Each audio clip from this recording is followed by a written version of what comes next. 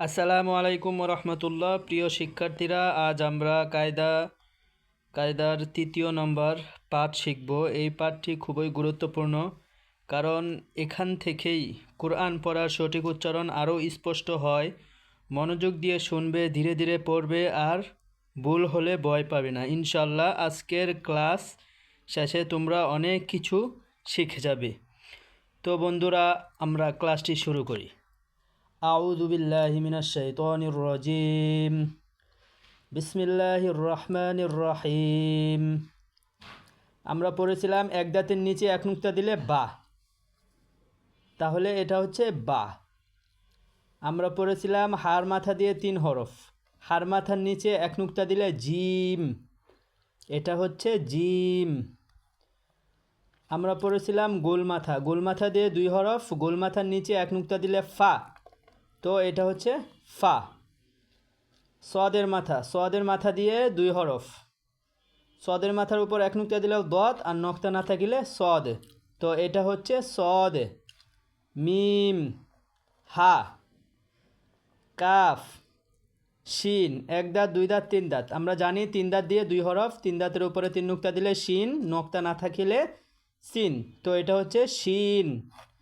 আমরা পড়েছিলাম আইনের মাথা দিয়ে 2 হরফ, আইনের মাথার উপর এক নুক্তা দিলে গইন, আর নক্তা না থাকিলে আইন, এটা হচ্ছে আইন।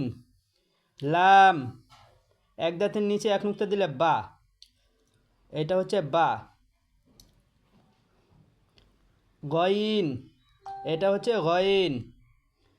কাফ, কফ, সিন, হা, তা। আমরা পড়েছিলাম এক দাঁত দিয়ে 5 হরফ, এক দাঁতের উপরে 2 নুক্তা দিলে তা, এটাও তা, এটা হচ্ছে তা। মিম, দদ, খ, জিম, ইয়া, সা, হা, হা, হামজা, গইন, ফা, নুন। আমরা পড়েছিলাম এক দাঁত দিয়ে 5 হরফ, এক দাঁতের উপরে এক নুক্তা দিলে নুন, এটা হলো নুন। আইন। তো বন্ধুরা, আমি আরেকবার পড়ে দিচ্ছি, মনোযোগ দিয়ে শুনবে।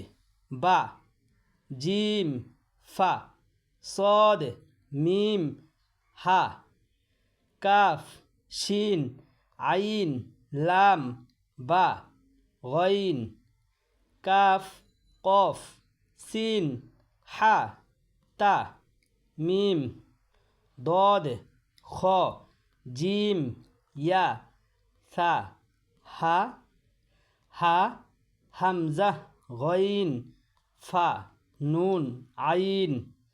তো আমরা এখন পড়ব যুক্ত হরফ।